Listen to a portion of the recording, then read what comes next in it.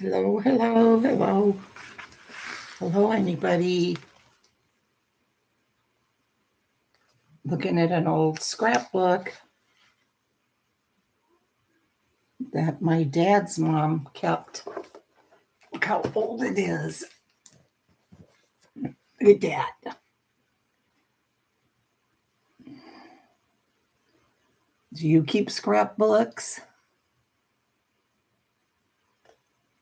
Do you keep scrapbooks to show that people can go through long after you're gone?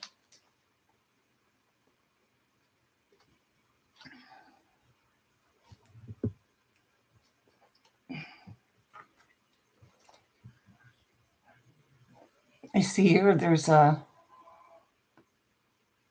1944 Christmas greetings.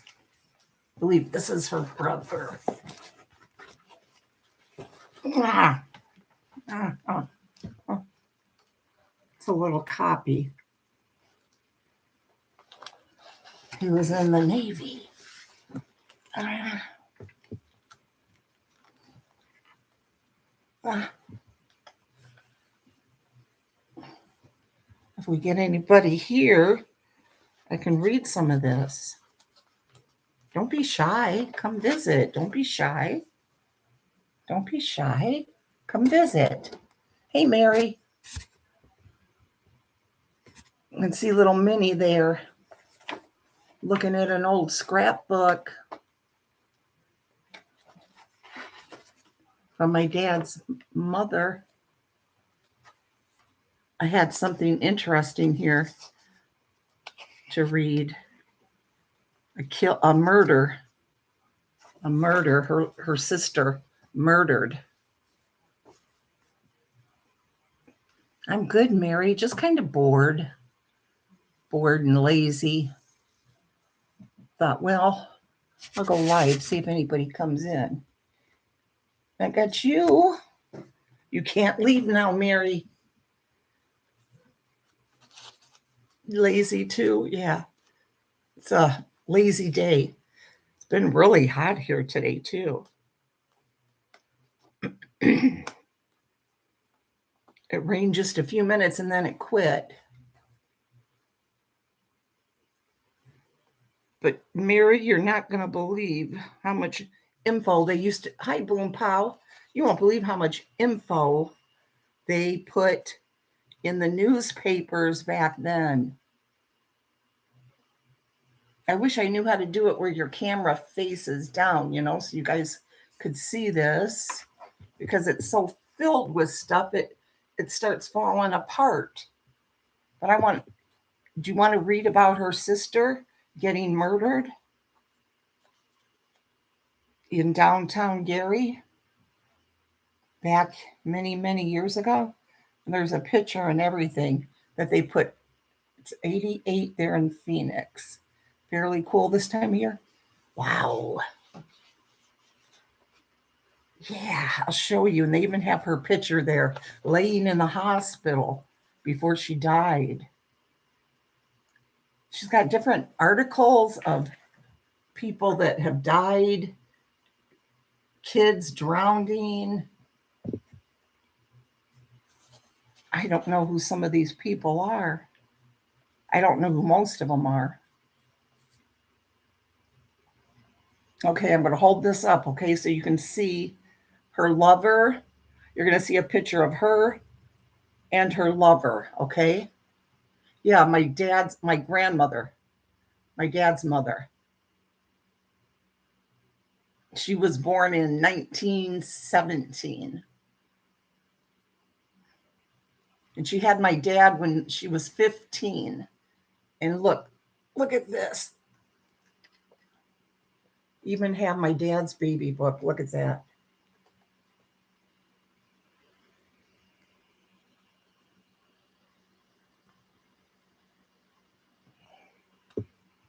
Had yeah, he had young mom and dad. It is interesting, right? Hey, boom pow, right? But look, guys, I want to show you. Okay, I'm going to turn this around so you can look at her sister Lena's picture, the one that was killed, okay, in a lover's quarrel. And they go into the whole story. Okay, let me take this out so I can turn it around.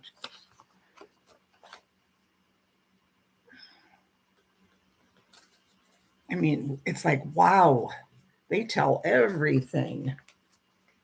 They leave nothing out in the papers. You couldn't say all this today, okay? They wouldn't put all this out. But look, here's her picture, and here's her lover. He was married. She was married.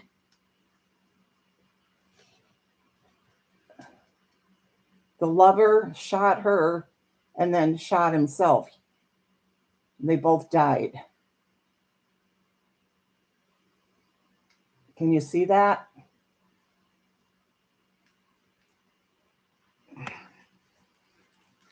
Okay.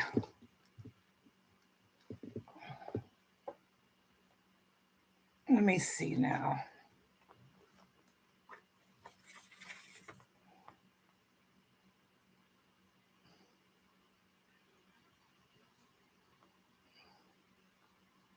Okay, let's see some of this.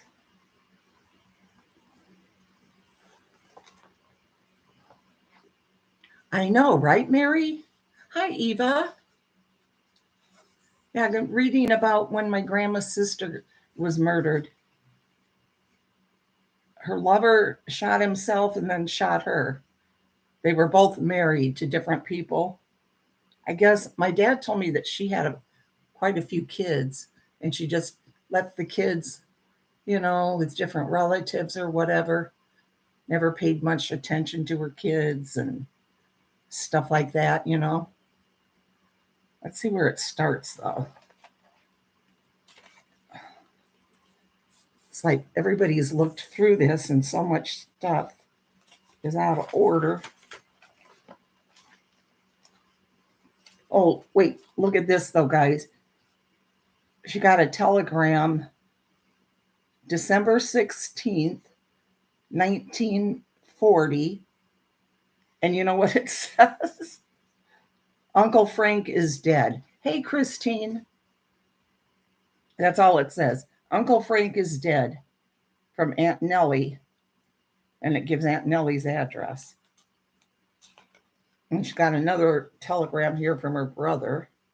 He was in the Navy, I guess. Okay, let's see. I know I just read this article the other night. And I thought, well, I want to see if you guys want to listen to it.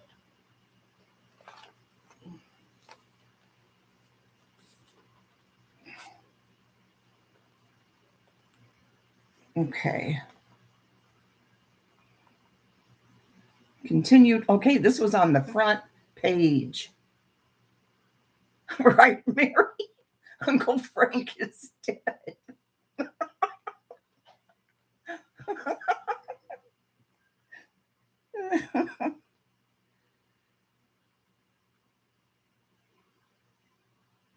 Parked auto is scene of gun tragedy.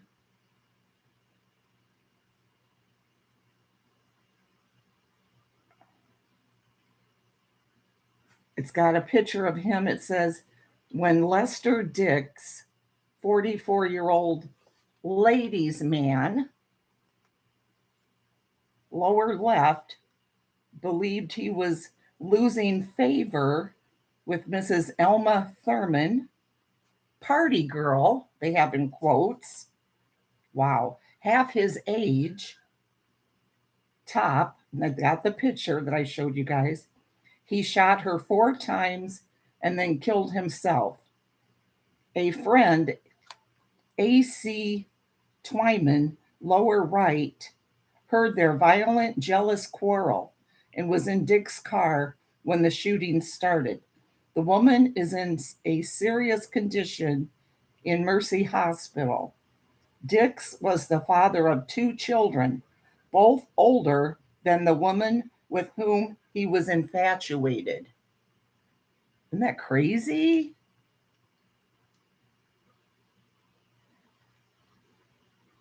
Okay. Here's a little piece of it, and then this part of the article right here. I know she's got the first part. Let me find it. Hold on. Every time you turn it, something falls out or breaks. Hold on, hold on. Could they say that though these days, right? I don't think so. Without being. Okay, here we go again. It's got another picture of her. Elma Moore, also known as Thurman Aldrich and Reinhardt, died of bullet wounds inflicted by her jealous lover, Lester Dix, yesterday afternoon in Mercy Hospital. Oh, she died of bullet wounds. Dix killed himself. The young woman was only 23 years of age. She is shown above in a police photograph. Wow, she does look young there.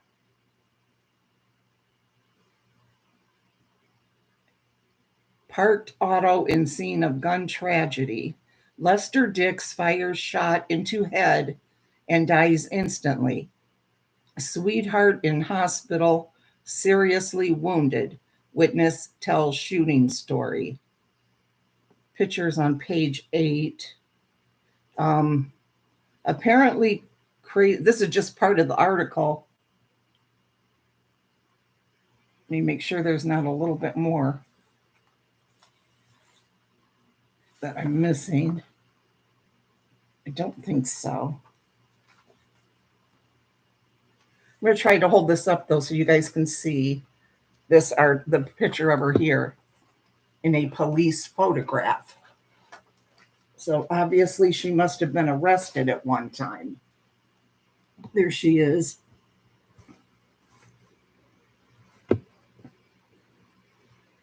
"23 when she was killed."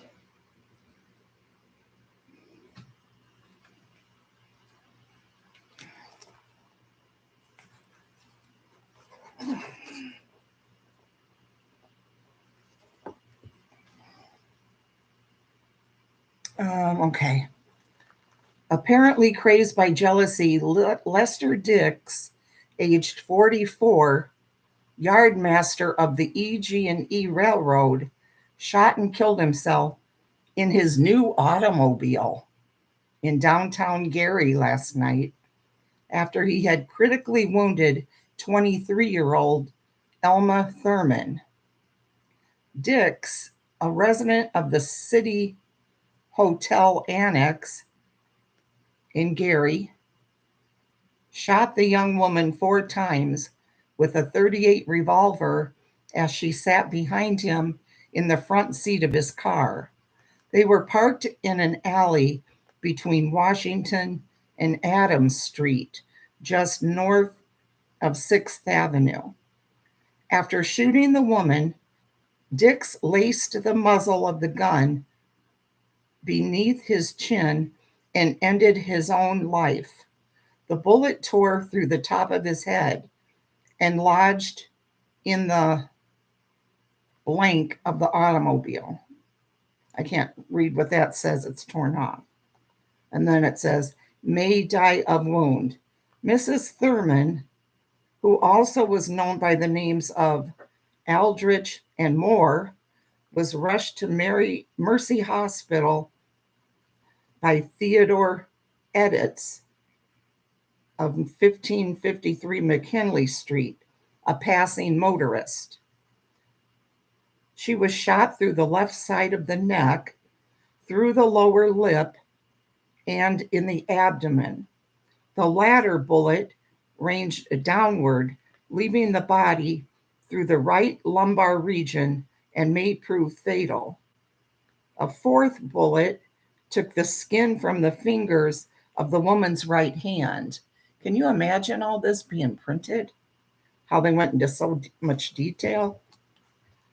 A.C. Timon, also a resident of the City Hotel Annex, a friend of Dick's, was sitting in the rear seat of the car as the two quarreled. He fled when the shooting started, he said. Dick's body, with its ghastly wounds, sat upright behind the wheel of the car, the head slumped slightly to the left, until it was taken away to the Groff funeral home. The death weapon, tightly clutched in the right hand, lay in his lap.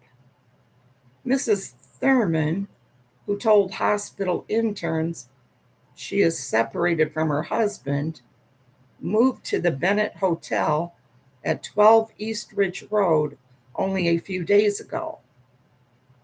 Witness tells story.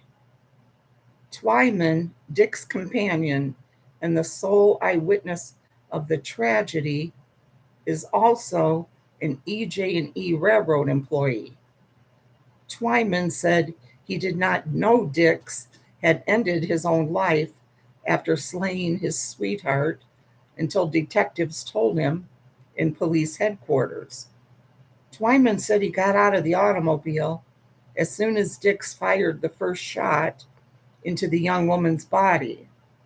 Twyman said he ran to police headquarters and told officers of the shooting 15 minutes before they received a call to the scene from another source. I was in Mullen's dining room at 4th and Adams when Dix came in at 5 o'clock yesterday afternoon, Twyman said. He told me he had his car and asked me to go for a ride with him. I agreed. We got into his automobile and drove to Broadway, heading south. We drove until we reached Ridge Road and Broadway. There, Dix, let me get to the next page, hold on. There, Dix, yeah, don't want to break the page.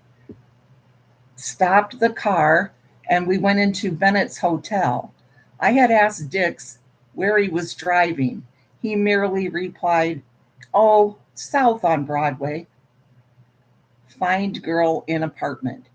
I don't know why Dix drove to Bennett's hotel. He didn't say, and I didn't ask. We went in, he looked around, perhaps to see if his girlfriend was there.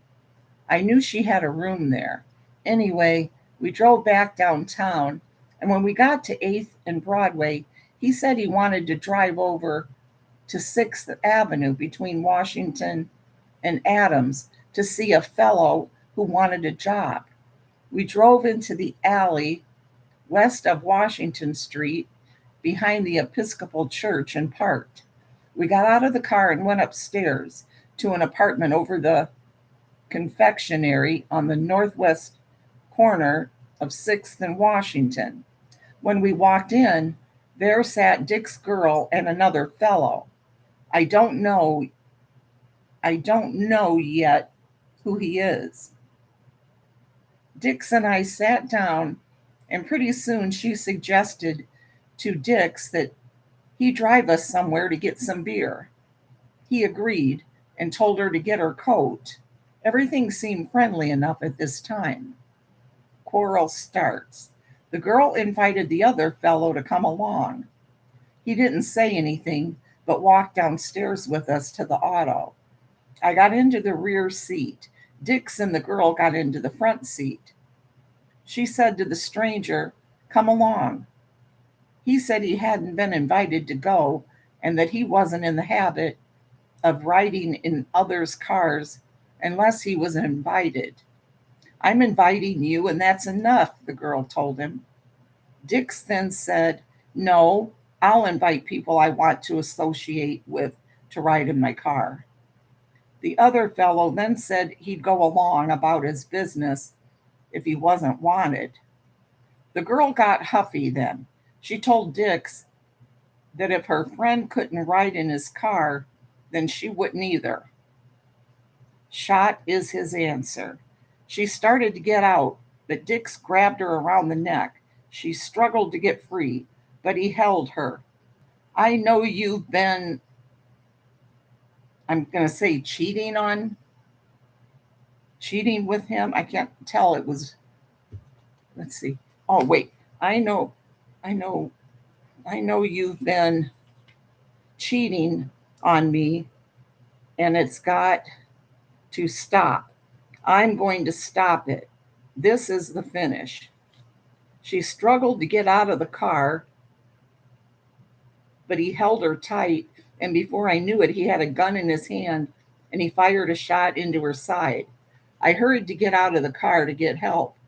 Before I got entirely out of the auto, he fired two more shots, and as I reached the pavement, he fired a fourth time. I ran as fast as I could to the police station on 7th Avenue. I told the officers what had occurred. I didn't know Dix had shot himself until officers returned to the station sometime later while I was still there. Twyman said Dix had not appeared to be angry until the group got into the car to drive for some beer. He said he didn't know Dix was carrying a gun and they previously had not known him to carry arms. Oh, Shelley, there's Shelley. I'm reading the story, Shell. As you know, I'm sure you recognize it. Shelley was saying how crazy this is, too, that they put so much in the paper back then. Okay, let's see.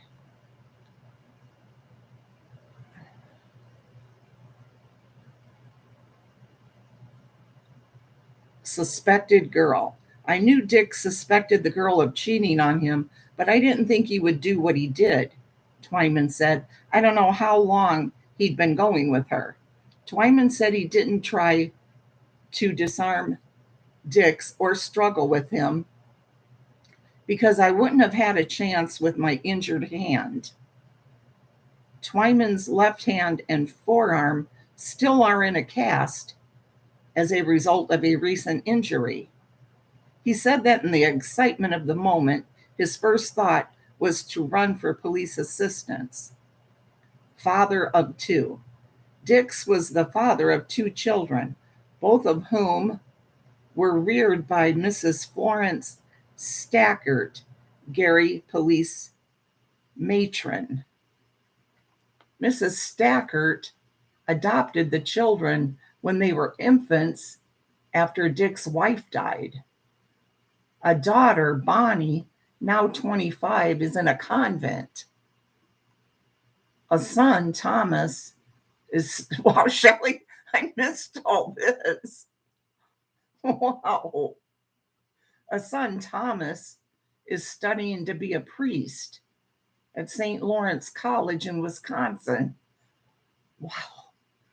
By a coincidence, the woman who apparently drove Dix to suicide stopped the car. Wait, let's see. Stopped the car.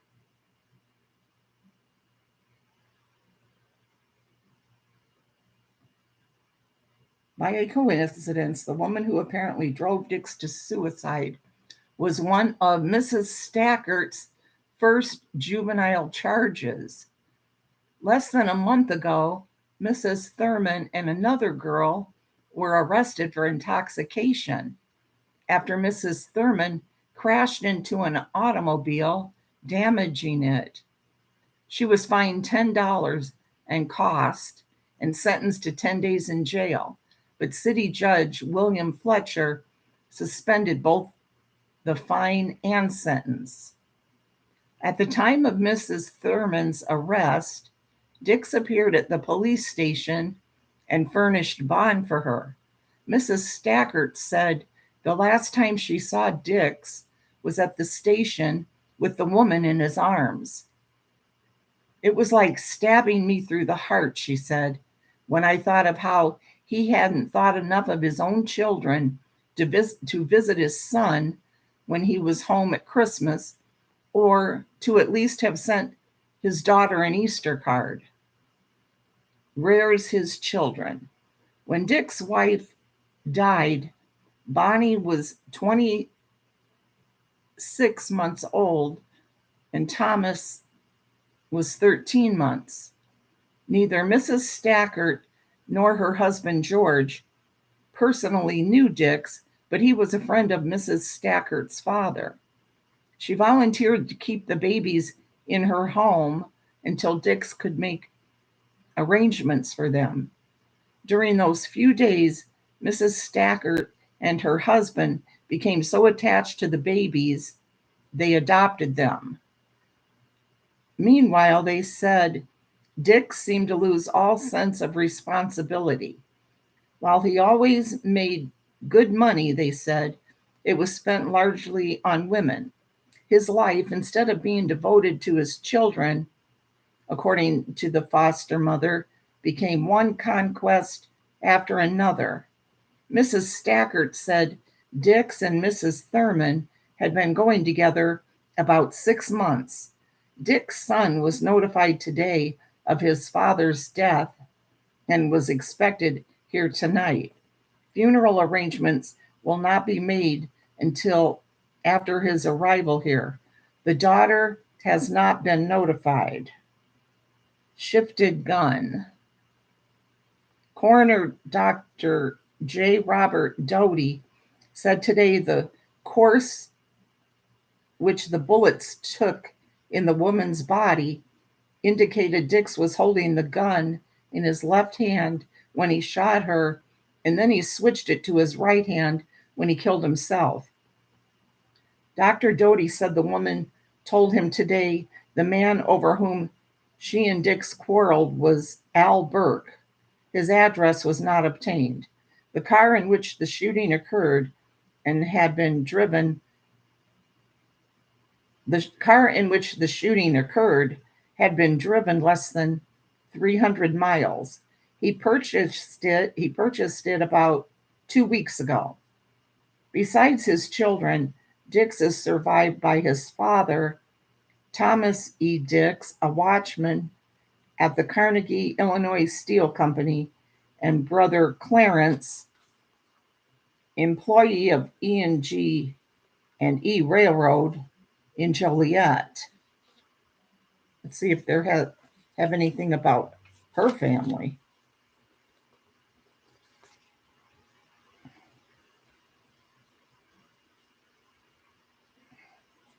Isn't that crazy though?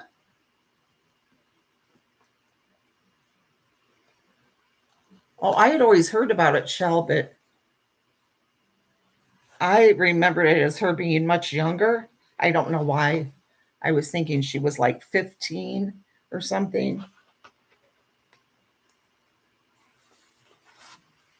You had never heard about it though? Yeah, Shelly, I had heard about it. They have nothing about her in here though. Did you notice that? I mean, they don't have her family and stuff. Unless it's been lost. That is nuts.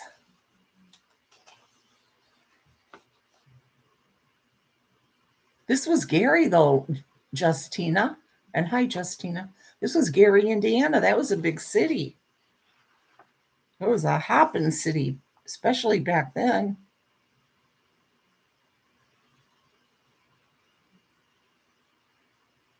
Big old car crash here. Woman dies as collision crushes car. I have no idea who that is. Because she was a party girl, right?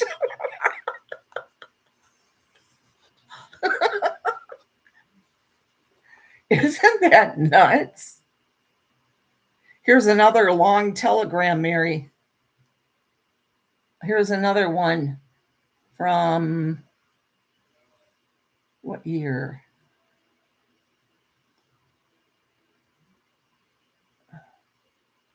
I don't know, but it's from New York. Coming all the way here. C14 8 tour.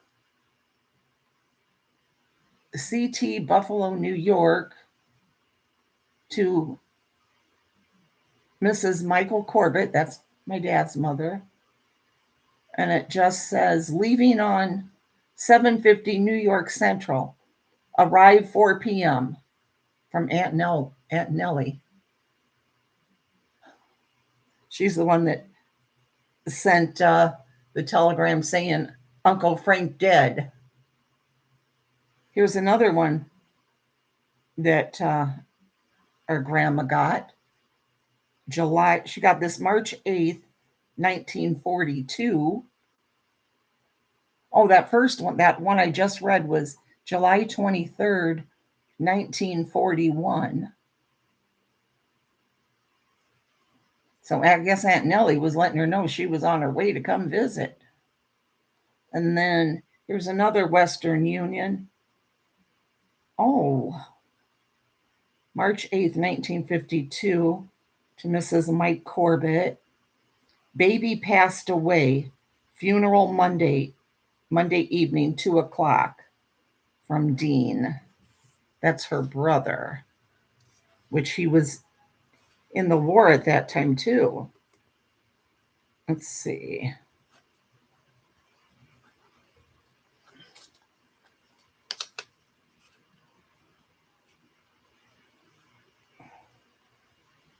Ah, Daddy, diaper special makes 2 stops in county.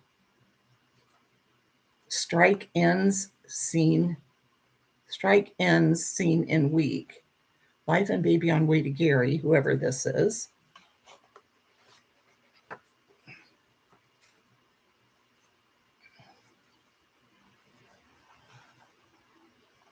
A visiting pass for Mrs. Frank Kitchell to see somebody in Mercy Hospital.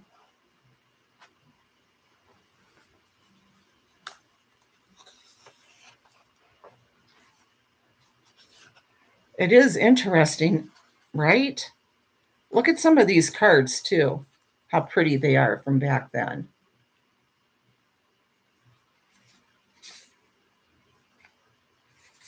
Well, not that one.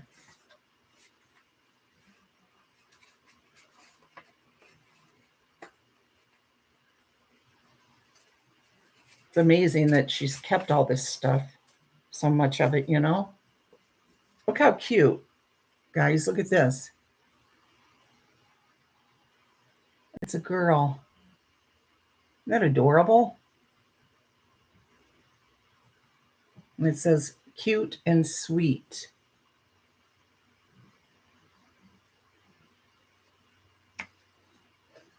Right, Mary?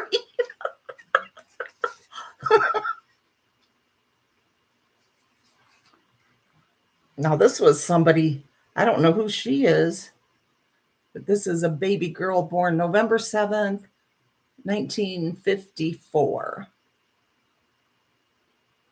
Terry something. I don't know who that is. But I know she has some older ones here.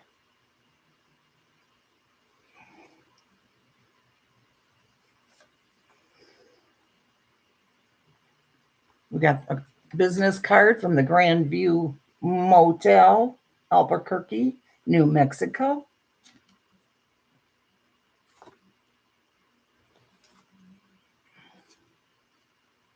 Graduation cards. Let's see. Here we got rationing tickets for gasoline. I guess it says mileage.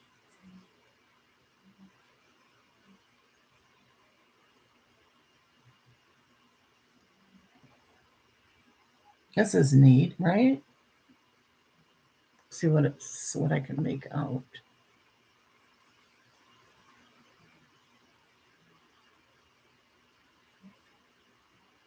Mileage. It has mileage, the same mileage. Maybe you gave a ticket each time to get gasoline. I'm not sure.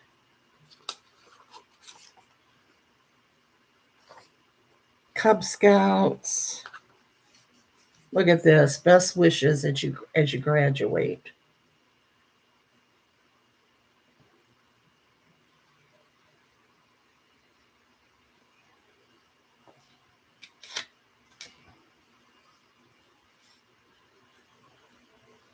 Well, now that you are on your own, here's hoping life may smile, and very broadly too, on you through every future mile.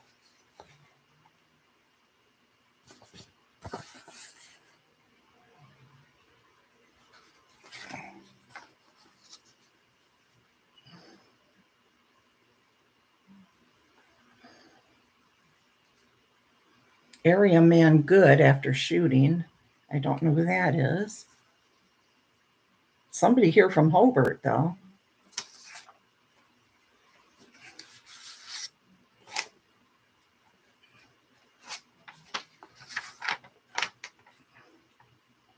Here's a high school paper, newspaper. You know how we would always have those in school.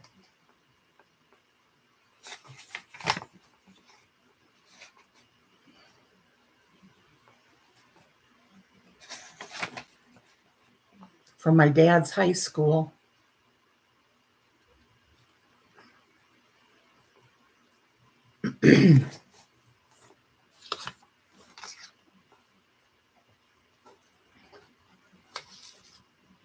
Vacation Bible School certificate.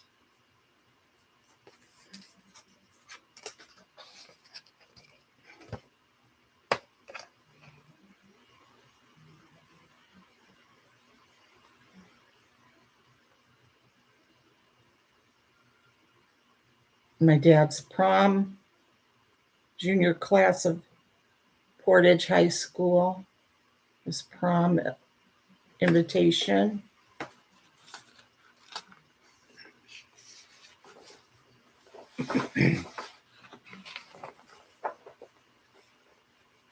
Oh, here we go, guys. Basic mileage ration. Hi, Nanette.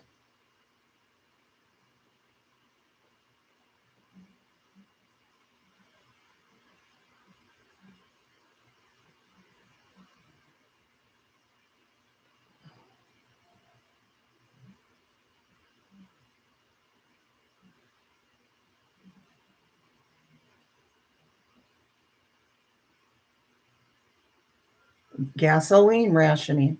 Violators of the gasoline rationing regulations. Oh, Nanette. Where at? My mom had those.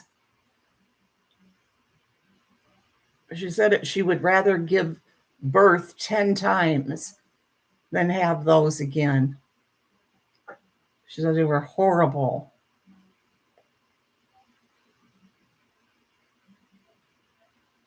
She had them on her head and in her eye, my thigh, around to my back. Have they started hurting yet, Nanette?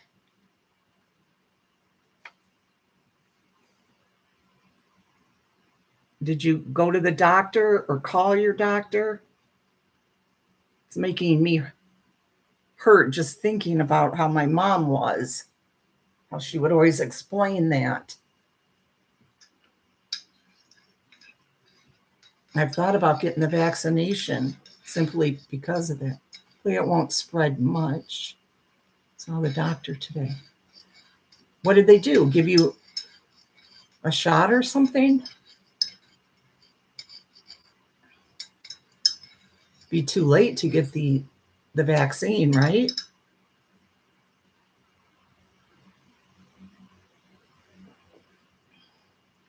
My mom ended up in the hospital with hers. They were down in Florida when they would go there for the winter. She had to end up in the hospital. But she had other health problems.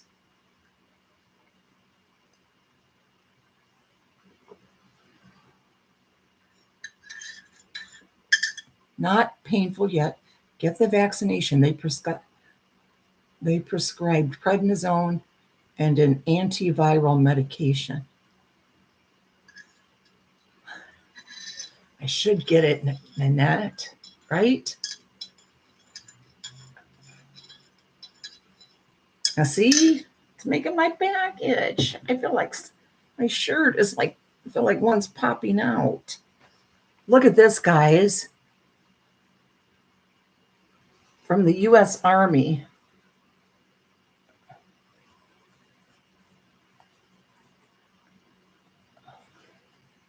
During World War II.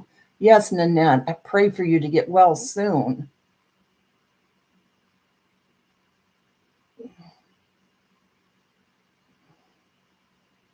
I really should get it. You're right.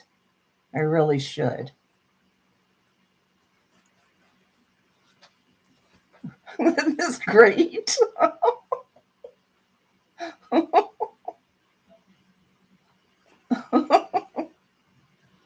How cool, right? Shoot the pants off the Japan and Nazis, and they just combine the word Japan Nazi. That is so cool, though, isn't it?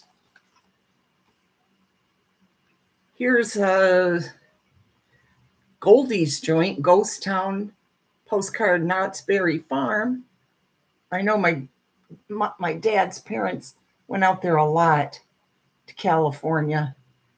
They loved it out there. They'd spend a lot of time out there. They got a bunch of souvenirs from out there. Some very tiny, right? Little soldiers.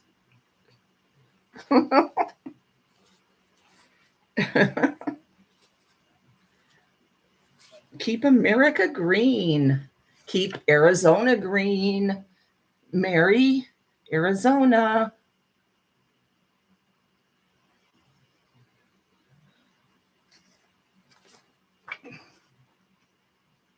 Paid for, printed by American Forest Products Industries. Keep America green. Use your ashtray. Douse your campfire. Report all fires. Obey the fire laws.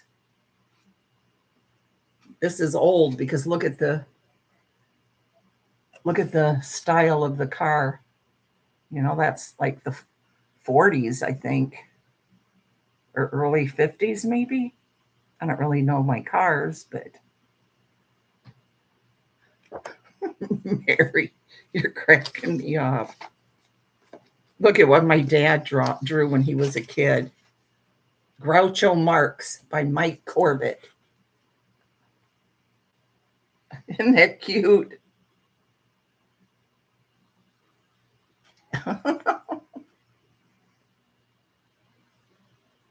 We were trying to find the one. I don't know if you're still here, Shell, but trying to find the one Dad drew of Mom, and she looked so freaking old in it. He's like, I had your mother looking like she was 80 years old, and here she was just a young teenager when he drew it. Right, Mary? Right. Look at how cool this card is. Something for you as you graduate. It feels like it'd be a leather wallet.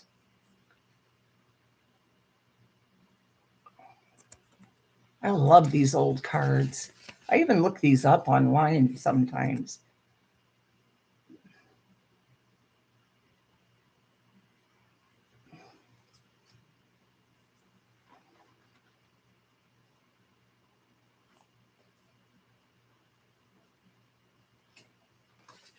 Let's see.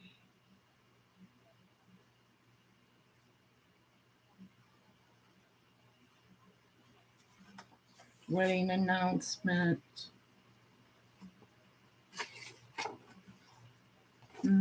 Same wedding announcement.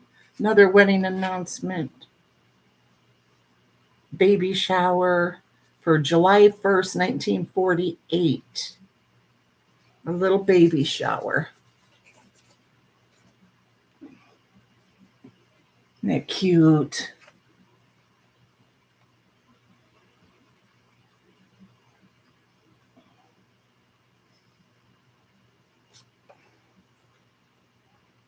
You know, when I look through old things like this, I start to think about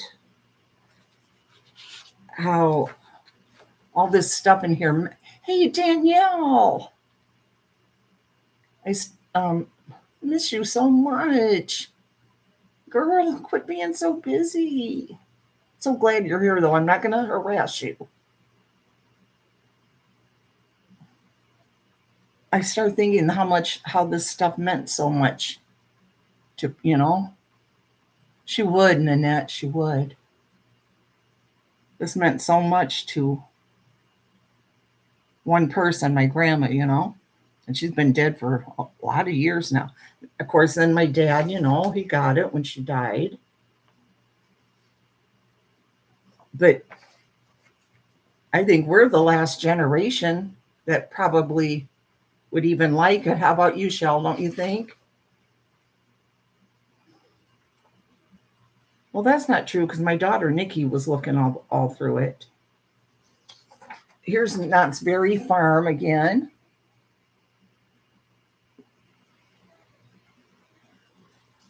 When they went out there, 2-cent stamp to mail this. And this is quite a big menu and stuff.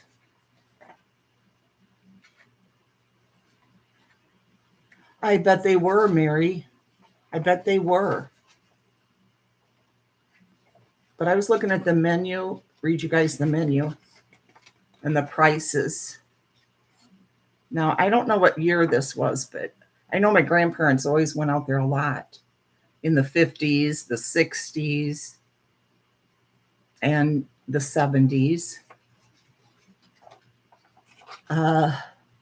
They have our specialty, Miner's Choice cut steaks. You can get a New York cut for $2.75.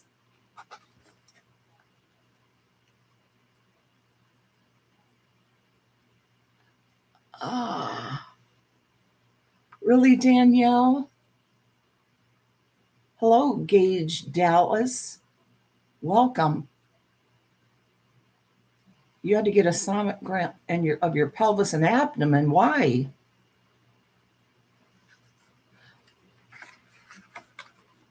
Well, you're telling us with that New York cut, what you get for $2.75. It's served with a soup, green salad with our special dressing, homemade hot rolls, and boysenberry jam, vegetable, a baked or French fried potatoes, and coffee.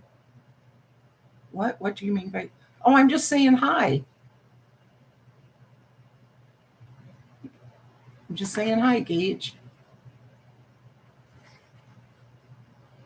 Really, Mary? Just saying you're welcome, Gage. Um, Very cool, Mary. Very cool. Look how neat, though, the menu is and everything.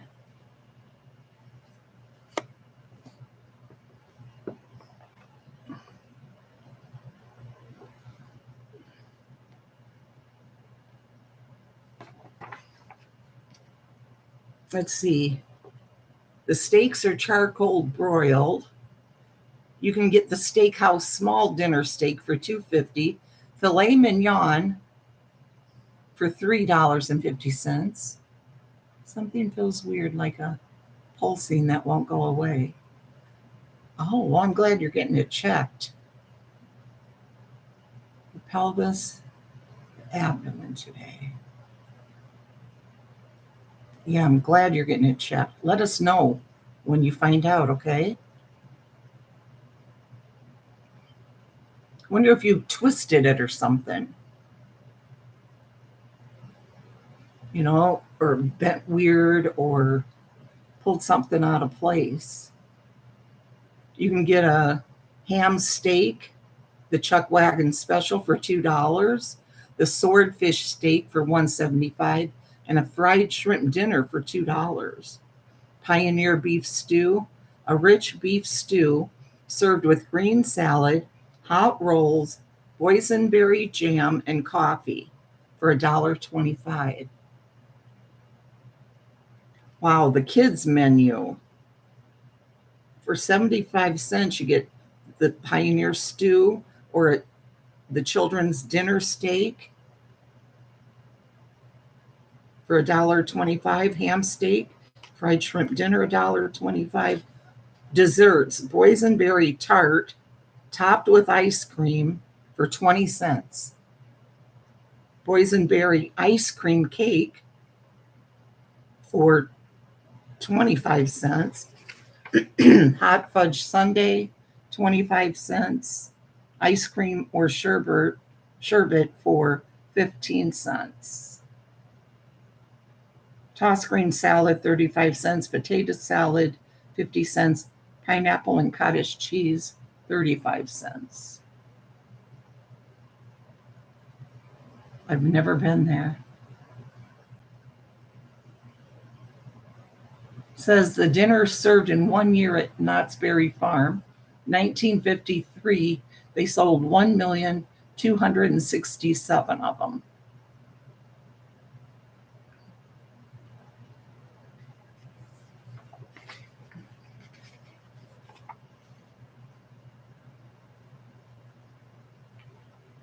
And they just give you, info on the place. Should take this there, Mary. Or Nanette. Wait, was it Mary or Nanette that would go there?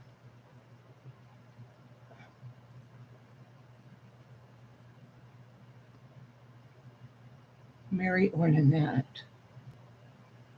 Mary. I should say, if this was mine, if I didn't have to give it back to my dad, this book, could send this to you and you could take this and show them and say, I would like to order your steak for $2.75. More postcards. Thank you. Ciao.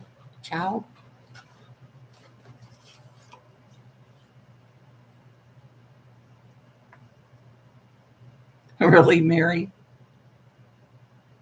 She said my gallbladder looked like it wasn't functioning. Lisa was like, what does that mean? Oh, no. Your doctor was on vacation and back on Monday. Oh, Danielle.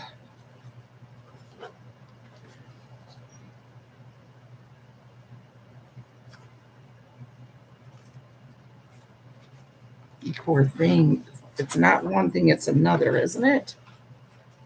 Oh, here, I'll show you guys more of these pretty cards.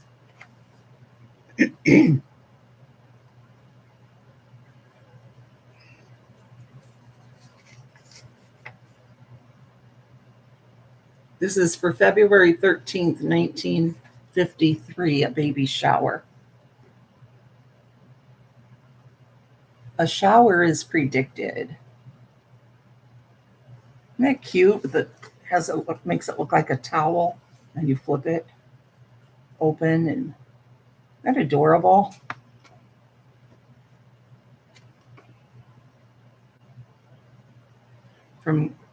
Look at a gay little shower.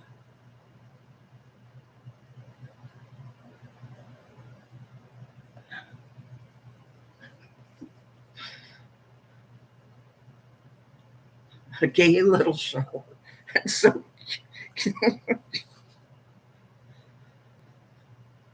cocktail napkin. Oh, birthday greetings. We ain't as young as we used to be. Look at that. It's a Hallmark card, guys. Hallmark. And then you flip it open and look. No, Mary, it's not.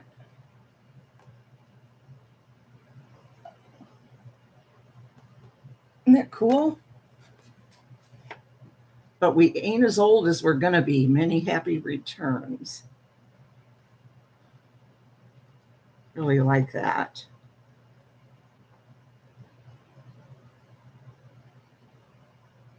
Copyright Hall Brothers Incorporated. Look how the Hallmark signature, how it looks so different.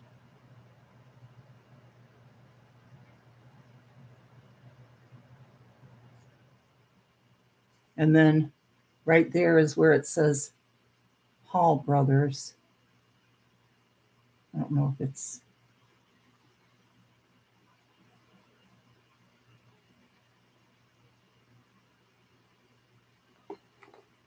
There's no car or a price, Boom Pow. I was looking for it.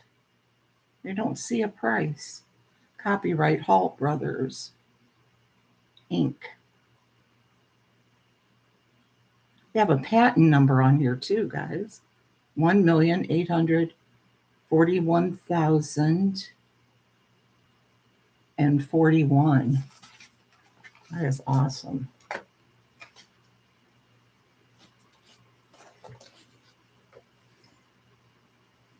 Here's American Greetings.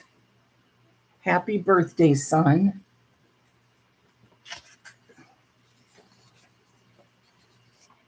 With a lot more loving wishes than a card would ever show from a son, for a son who just grows dearer as his birthdays come and go.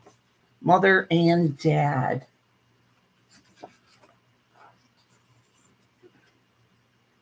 And it's an American greeting card.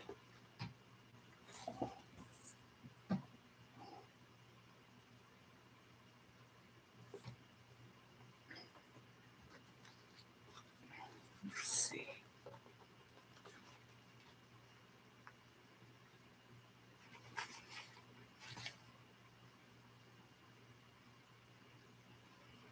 Another cocktail napkin. I don't like coffee. I don't like tea, but I like gin and it likes me. I'm in the doghouse. You name it, I'll drink it.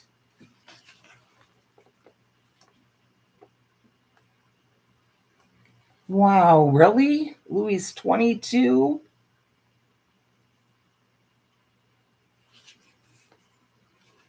That is crazy, Danielle.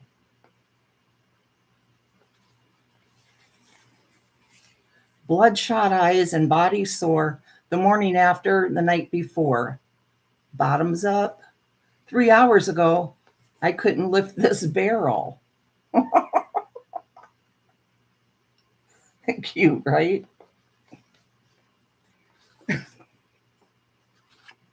Danielle, I was teasing Lexi not too long ago.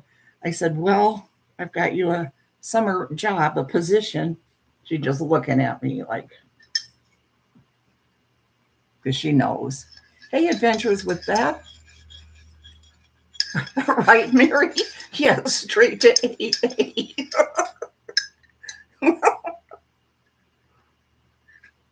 She just looking at me, Danielle. I said, yes, you're going to be, and I didn't say where you live, but I said, you're going to be staying up there.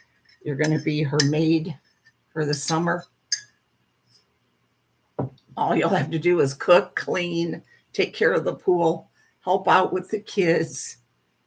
She's going to teach you, everything that you need to know, laundry, and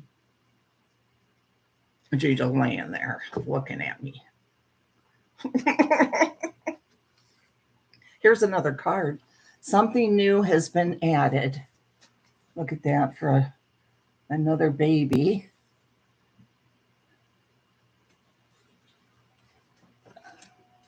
Something new has been added. Name Eileen Louise, born April 15th, 1952, 7:59 a.m., 7 pounds, 6 ounces, Mr. and Mrs. Joseph C. Thierry. And then this one's from Greetings, Inc.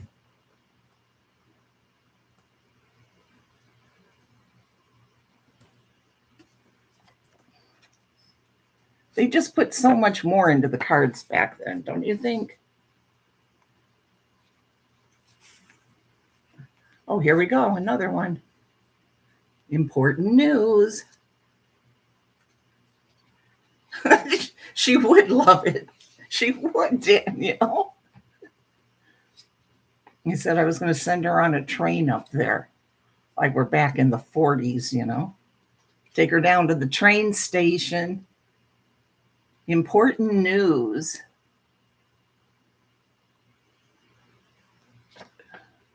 Here's someone whom you ought to meet, our little darling, dear and sweet. Sharon Rose, born October 7th, 54. She weighed 5 pounds, 3 1/4 ounces. This one, American Greetings as well. And look at the little girl on there. But, it's not. I want it to focus so you can see. Take her to the train.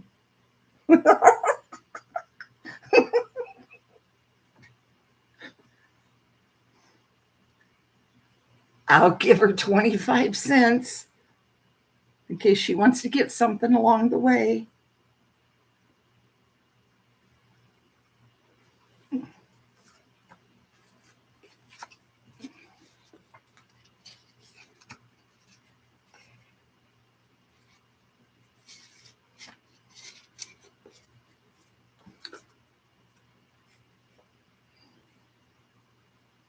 Funeral card.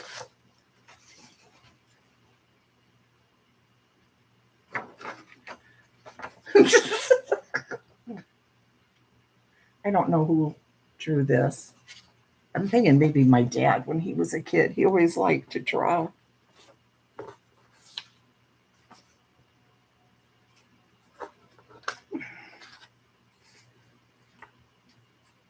Another funeral.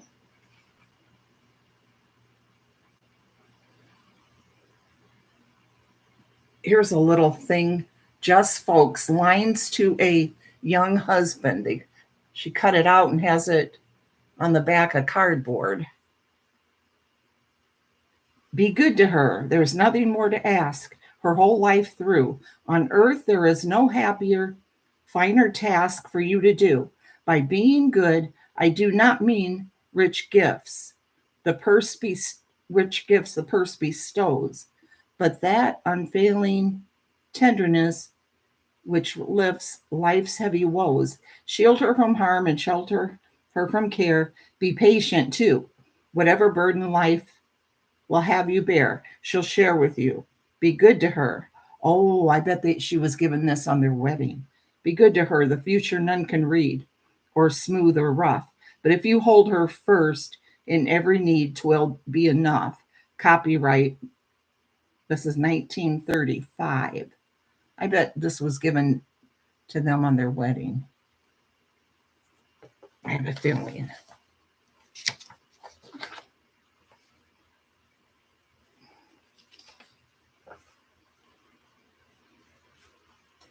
Another bereavement.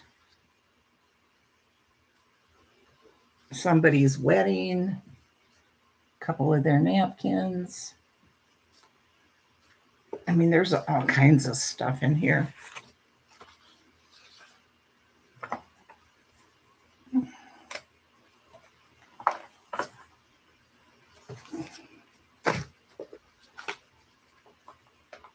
Let's see. Wow, look at all these cards.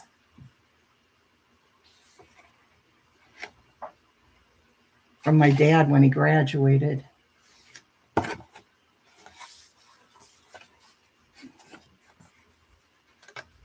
All these, you know, how you take their cards from the classmates. Got all these classmates.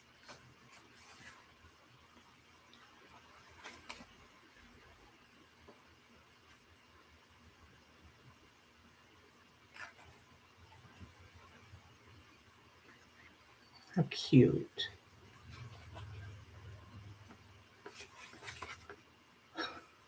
The only one he had sign it was his sister. Who, yeah, because it's him and his sister. Mike and Sis, it says.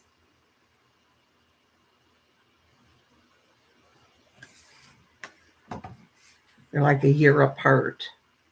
She wrote, Mike, best of everything in the future years to come to you and Jerry. Even though we don't get along sometimes, you are still a good brother, a classmate, and also your sister. And she's got that in quotes. Sis. That's cool. Yeah, she's still living. My dad and my Aunt Shirley are the only two out of the four kids that are still living. The two youngest both passed. Isn't that something? The two oldest are still kicking. Real pretty Christmas card for somebody from your loving husband. I don't know who. Merry Christmas to my wife.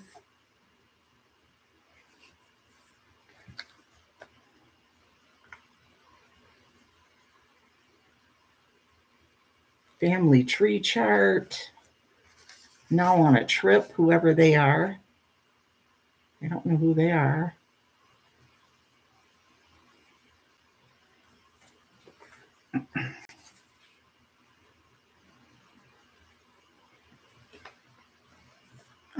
Oh, and then let me show you guys a little bit of my dad's baby book. Just because I'm bored.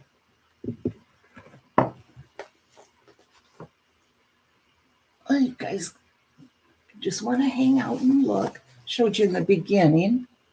My dad was born in 1935. His parents both very young.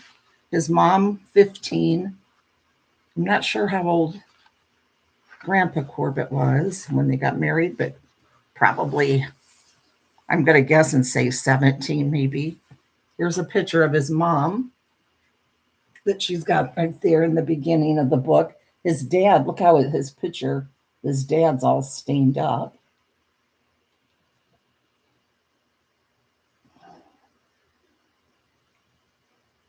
$15 old there, guys. Maybe she was only 14 when that picture's taken. Isn't that crazy? Yeah, and she still has his little booty here. Got one in the front and one in the back. He's the first of four kids. His little gloves, they're so tiny. They look like girls' gloves. They're little tiny ones. Let's see. Look at how this book starts, the introduction. Dear Madam, just now you are thinking about the happy days you are to have your darling little baby. Perhaps your thoughts have already flown ahead to the faraway future and your hopes for the child then grown. Almost any achievement is possible nowadays with modern science to aid in the physical care of the child and the scientific studies in its guidance and development to point the way for us to rear him. Baby doctors and experts in child study have pointed out the importance of a regular schedule daily. And blah, blah, blah. Baby's first 7 years. Look at that. Oh, wait, let's see. Okay, she has the birth announcements. Michael Francis. Yeah, it's got Mr. and Mrs. Corbett. And then Michael Francis is the name chosen by Mr. and Mrs. Michael Corbett for their son born recently in Mercy Hospital. And she got the little card.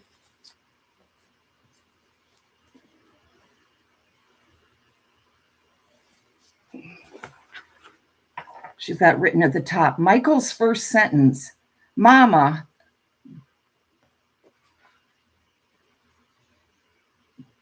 got some sissy. I don't know, something like that.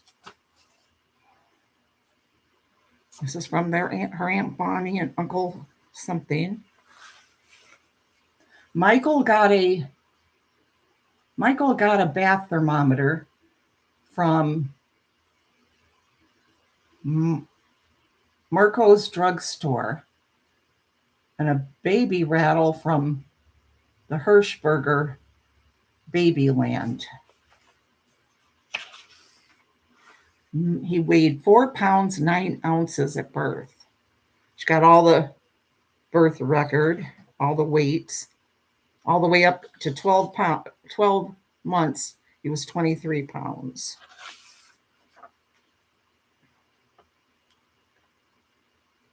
Bladder control, bowel control, baby's bath, baby's rest. Oh, this is what I wanted to show you guys. I thought it was interesting.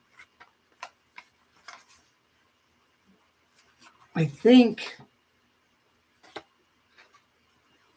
because my dad was like, "Did you see the hospital bill from when he was born?" I'm like, "Yes, I can't believe it." Right here, guys.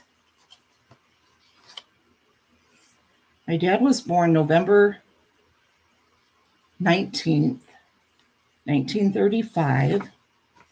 Here's his mom, the hospital bill, room 425.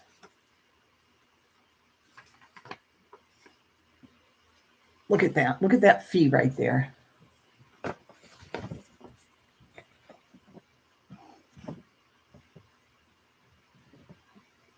$0.25. Not too much more. Look at that.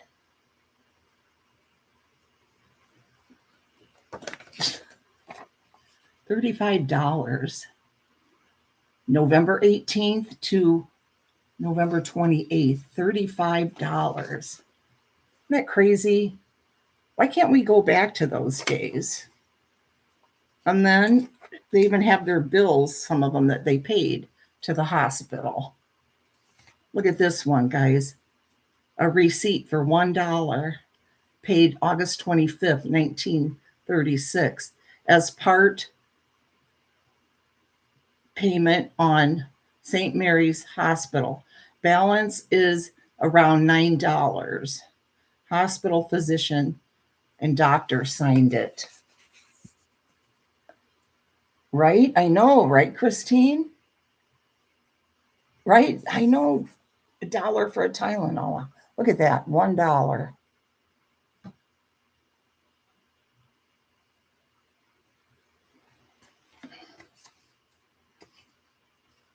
I think that's cool how they have the eagle on there, like it's money almost, you know. And then October 7th, 36, he paid $2. Balance principal is $5, still owing at the hospital.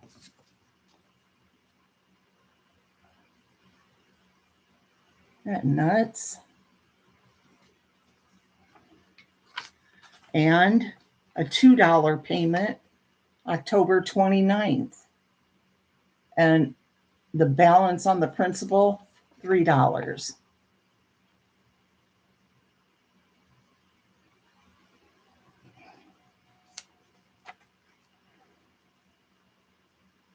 Oh, this one was out of order because this one's September 5th, and the principal was $7 to buy a home back in the day. Not much for, obviously, I'm sure, right? Depends on what kind of house.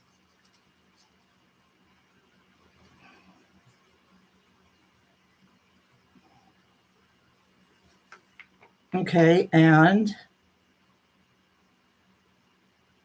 I guess this is breaking some of the bill down because it's 1935 for Mrs. Corbett, room 435, paid on account $10. Okay, here they paid on the account $15.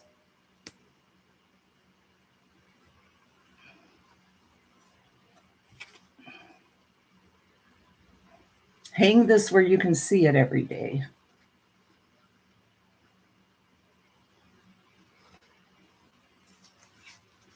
Okay, let me find what they say to feed them.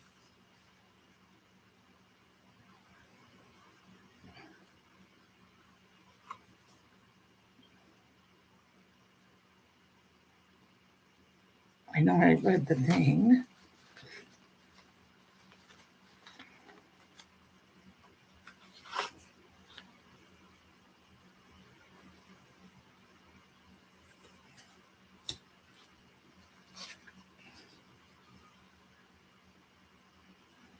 Okay, here we go.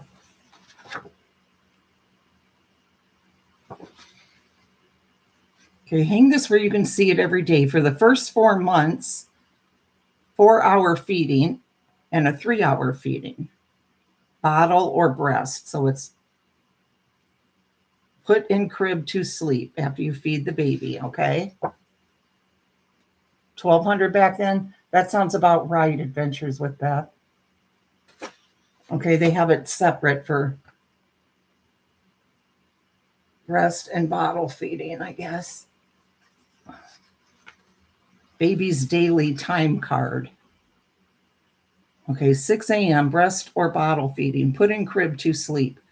At Okay, one's a 4-hour feeding, one's a 3-hour feeding. And then 8:15 to 9:15, depending on what schedule you're using, undress baby for bath. Give plain cod liver oil, meads, followed by orange juice or tomato juice. Before bath, let baby kick and exercise for a few minutes while laying on bed, and then bathe. Feed them again at 9 or 10, and then at 9:20 or 10:20, long nap indoors with window open or out of doors according to weather. Sun bath may be given before nap. Drink of water after nap. Then at noon to 12, 2 p.m. to 12 noon, breast or bottle feeding. And then 2:20, okay, same thing, long nap indoors with window open or out of doors. After nap, drink of water. 3 o'clock, bottle or breastfeed again. 5:15 p.m., undress for night. Before putting on baby's night clothes to let him kick and play quietly on bed a few minutes.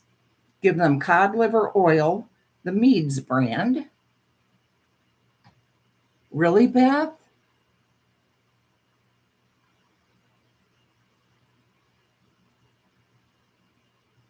Right, yeah, it's outrageous now. Uh, Let him kick and play for a few minutes. Give him cod liver oil and orange juice or tomato juice. Feed them again at 6, 6:20, bed, lights out, windows open, door shut. Feed them again at 10 o'clock, 2 a.m. This feeding need not be given after the baby is 2 months old. So you do not have to give them a 2 a.m. feeding if they don't want it after 2 months. And here's what they tell you on the back. Remember, you're supposed to keep this where you can see it. Training the baby. Parents must work together from the baby's birth to teach him good habits. The mother's mental attitude while she is taking care of the baby has much to do with the baby's behavior. She can be calm, cheerful, and affectionate, and the baby, if physically comfortable, will give a quiet and smiling response. It would be wise for the father to help with the care of the baby so that if the mother becomes ill or has to leave home for a period, he can meet this emergency until help can be provided. Under these circumstances, he will also be prepared to supervise the infant's care. Feeding. Feed the baby regularly according to the schedule, every 3 or every 4 hours, as the doctor advises. Before and after feeding, hold the baby up over the shoulder and pat him gently on the back so that any air he has swallowed may be expelled. Sleep. The baby's sleeping periods should be regular. Some babies will require a little less sleep as they grow older, and the afternoon nap may be somewhat shorter. Exercise and play. When the baby is undressed for the morning bath or before the 6 p.m. feeding, the mother and father may play gently with him for a few minutes. He should not be entirely undressed at this time unless the room is warm. It is important for both parents to have a regular time to play with the baby. Crying. The mother soon learns to distinguish the cry of pain from that of fretfulness or habit. Crying is a natural expression of the baby. He often cries to be taken up. One should be sure that the baby is not thirsty, hungry, or overfed, that he is dry and comfortable, and that he is not ill. If no cause for crying can be found, it is better to leave him alone. Under these circumstances, he will not do himself any harm by crying. Sun baths. The baby may have sun baths when he is 3 or 4 weeks old. Do not put him in the sun on the hottest days. Baby's diet. Breast milk. Nurse the baby regularly. See feeding above. Cod liver oil. When the baby is 2 or 3 weeks old, give him Mead's cod liver oil. Begin with half teaspoonful once a day. As the baby gets older, give more, so that by the age of 2 months, he will be getting 1 teaspoonful twice a day. Give the oil when the baby is undressed for the bath and for the night. In place of cod liver oil, 5 drops of oleum percomorphum, oleum percomorphum may be given daily. That sounds like a drug. That can't be the oleum percomorphine. Percocet morphine. No, it can't be. Percocet and morphine? No. Fruit juice. Give orange juice or tomato juice, fresh or canned, toward the end of the first month. Begin with 1 teaspoonful of orange juice once a day. Increase this gradually to 1 tablespoon twice a day. If tomato juice is used, give twice as much as you would of orange juice. Orange juice or tomato. Both should be strained. Water, 2 or 3 times a day, oftener in summer. Offer the baby boiled water, not sweetened. He may refuse it, but it should be offered to him anyway. Wow, see how much easier we had it, guys? Even me having my second baby in 1980 was a lot easier than this. Listen to the diaper thing. Diaper burns are not usually caused by the diet. They may be quickly healed by exposing the bare buttocks to air, sunlight, or the heat of an ordinary reading lamp. Diapers should be thoroughly cleaned, boiled, and rinsed, then dipped in a saturated borax solution before drying to kill the germs that produce ammonia. Diapers should be changed often.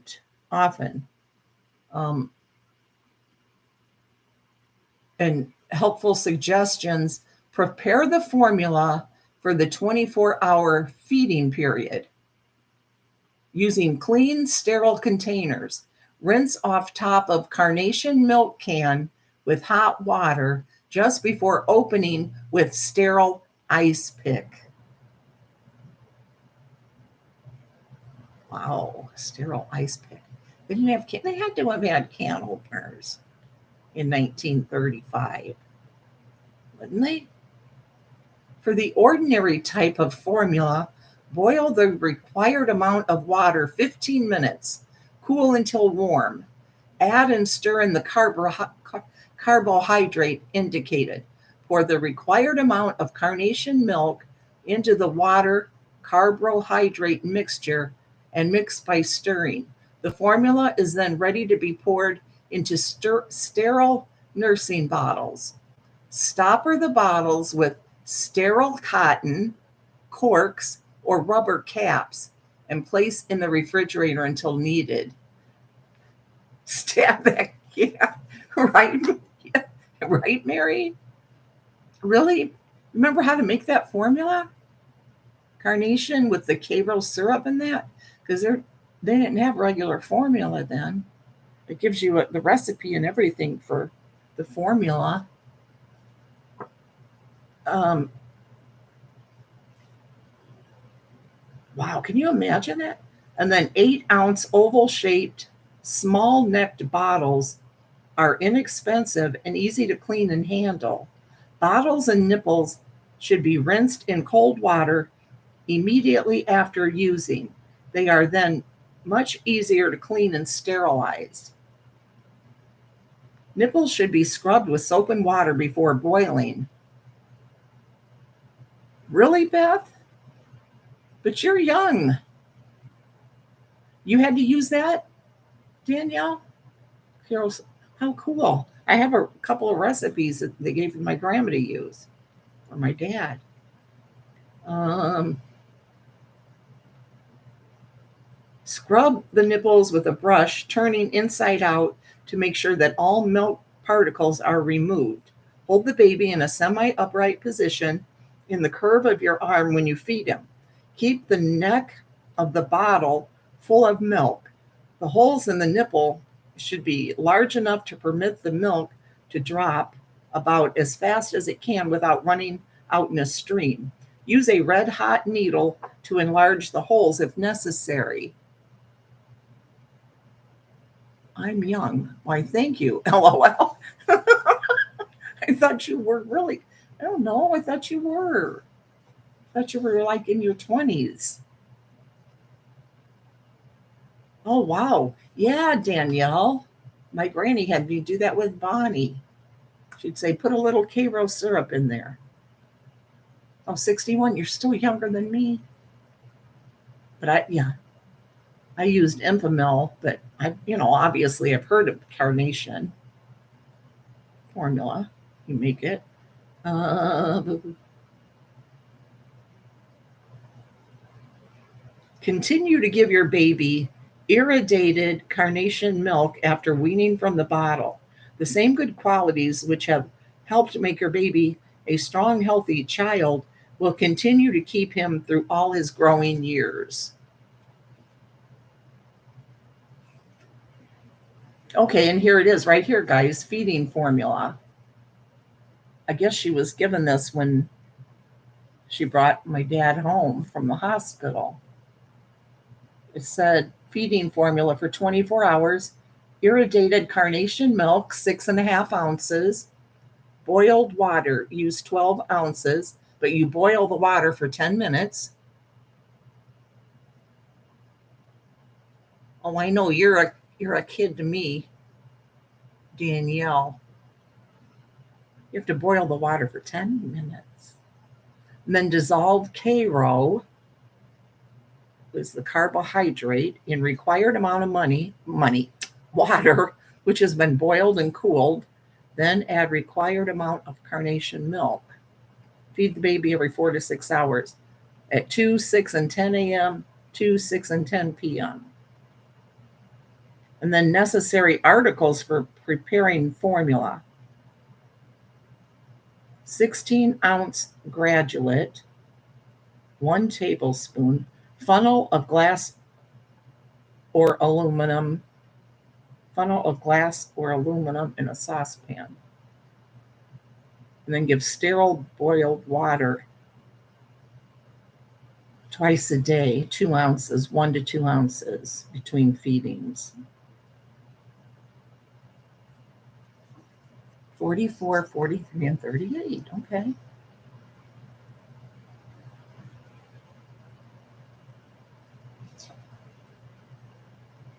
This is interesting, though, isn't it? Seeing all this stuff.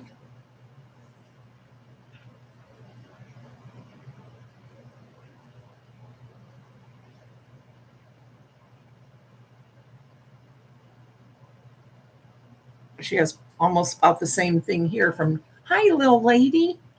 This is from my uncle, my dad's little brother, the youngest one of the kids, born in July of 42. Almost the same thing here. About the same directions and everything.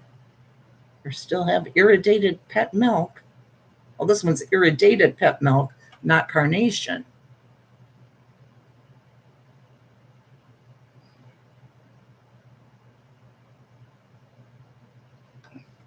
Alan, I've heard of that.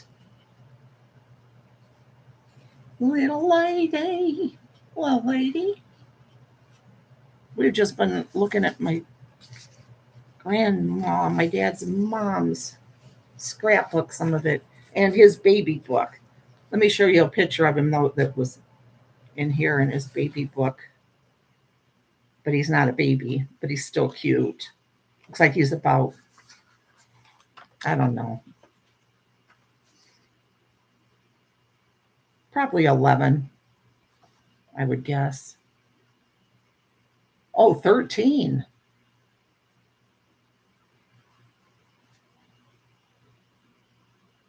Isn't that cute?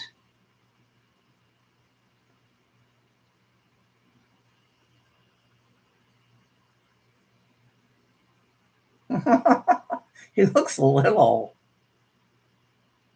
13 years old.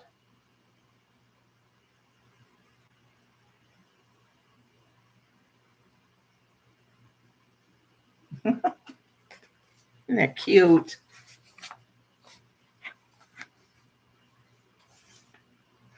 Oh, let me show you. Let me see. There was something else in here. I'm going to show you.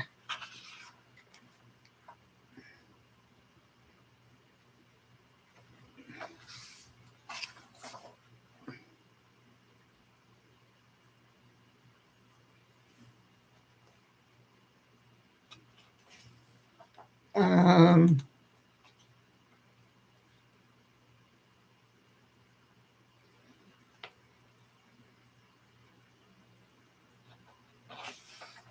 let's see.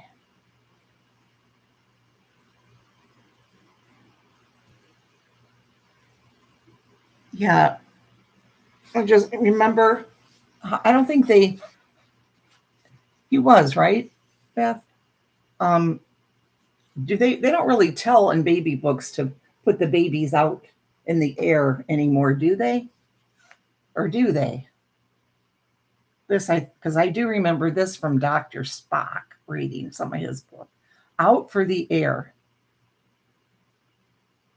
Fresh air and sunshine are as necessary as food to the baby's growth.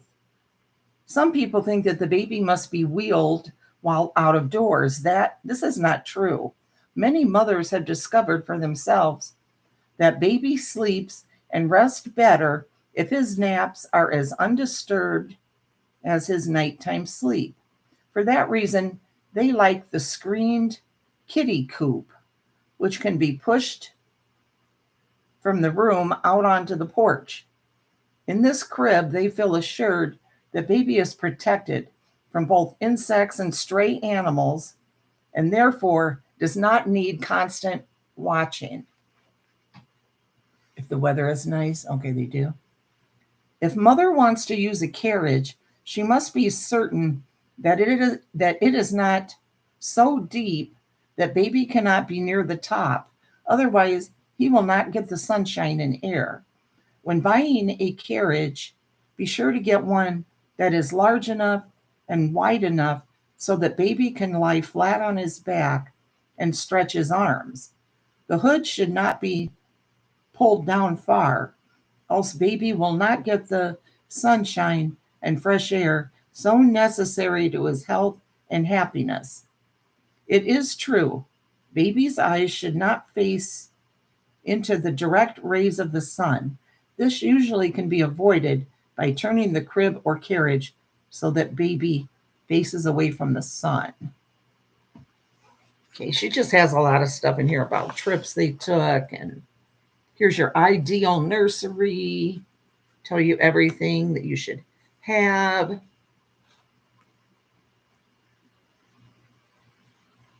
said the wood floor, the walls should be finished in a soft color so that they will not reflect a bright glare. Dark shades may be used and drawn as needed to protect baby's eyes from the sun. The wood floor is best left either uncovered or laid with linoleum so that it can be kept immaculately clean. This may be dusted up with an oil mop daily, but washed at least 2 to 3 times a week. All hangings and dust catchers should be eliminated unless they can be and are washed at frequent intervals. Pictures are not essential at an early age. When the child is old enough to sit up and take notice of the surroundings, suitable photographs or drawings may be placed on the wall at the child's eye level. These pictures should be related to his own experience. Hi, M77. My mother said she put me in a carriage out in the yard. I think it was for her sanity.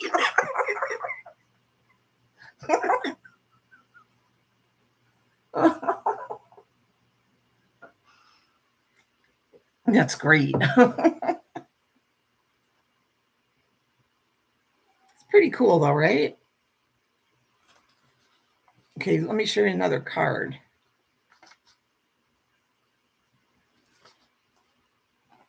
Here's 4 years old. Look at this.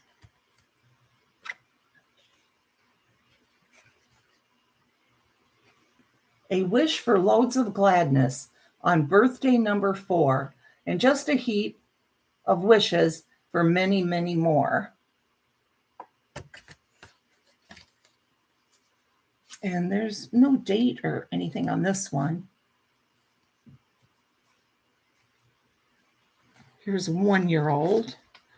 It's right in the book. I hope you're all dimples and smiles, little dear, on this day when you've reached the age of 1 year. From Aunt Nellie, Francis, and Mary. Look how cute this is, though.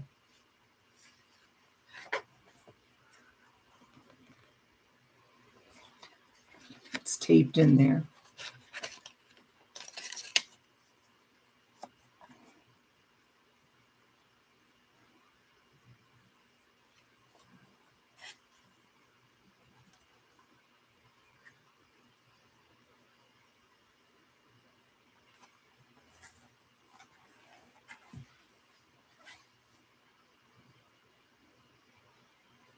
Oh, wow, here's a prescription written for the formula, too. Yeah, Karo syrup, lactic acid, pet evaporated milk. 1 tablespoon to something ounce of boiled water. Give 3 ounces every 4 hours at once after nursing. Remember when doctors used to write stuff out?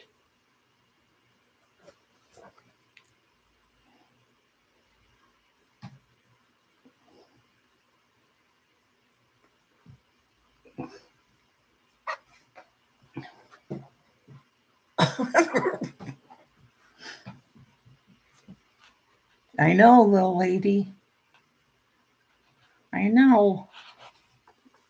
I'm surprised my dad's mom kept so much.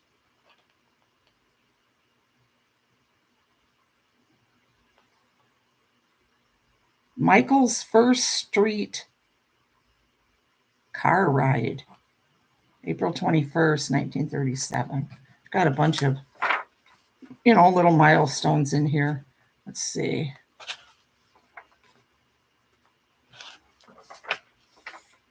Oh, look at this, guys. Baby hair.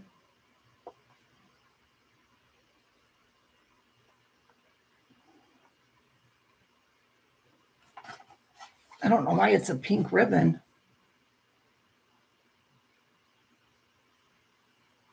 I guess she didn't really think of that.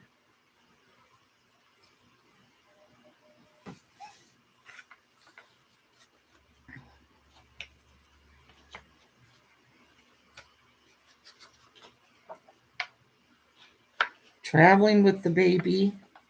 Oh, and look at this. There's another one of the booties. And then look at these cards. on the back, all taped in.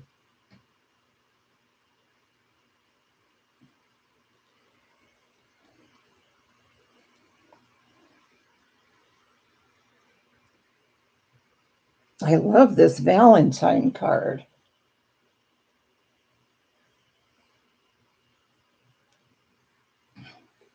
Are they cute? Could you guys see them?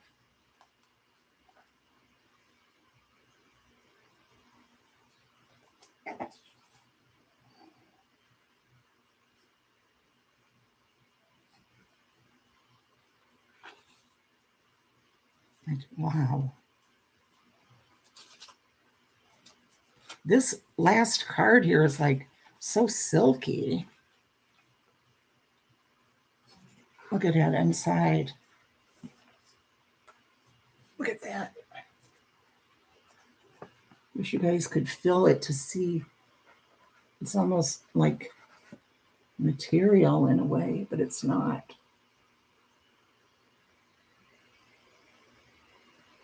Isn't that pretty?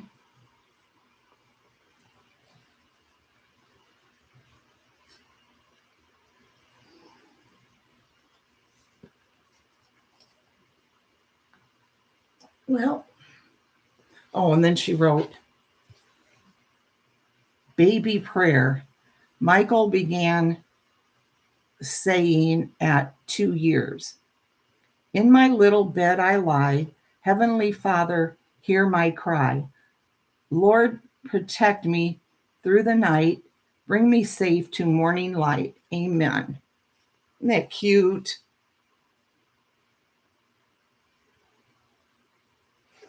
Adorable, right?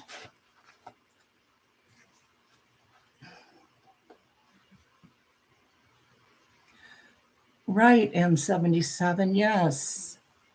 I have one too. Yes. They are. They're really special, aren't they?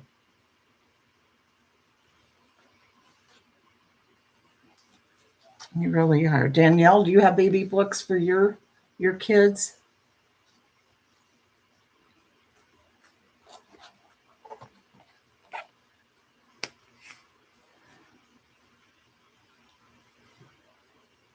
I feel bad this little piece of yellow paper came out, but it's just part of the book. Yeah, but not crazy. Yeah, they're hard to keep track, aren't they? I hardly have anything written in the ones that I have, sadly. Wrote a few things, but I'm putting this back in here. My mom. Really? That's nice. Aw. Are your parents doing good, Danielle? Everything okay with them?